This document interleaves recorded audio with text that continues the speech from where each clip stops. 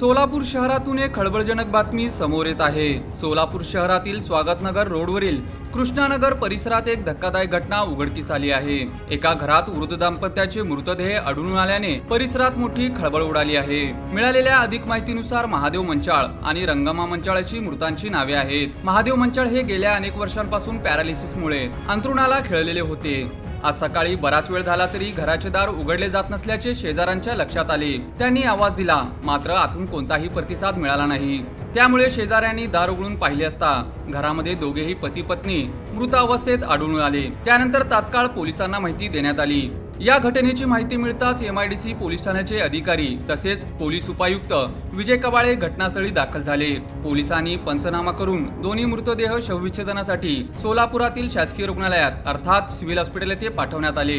सध्या घटनास्थळी पोलिसांचा मोठा बंदोबस्त तैनात करण्यात आला असून ही घटना खून आहे की नैसर्गिक मृत्यू किंवा अन्य काही कारण याचा सखोल तपास पोलीस हे करीत आहेत। घटनेचे नेमके कारण अद्याप स्पष्ट झालेले नाही।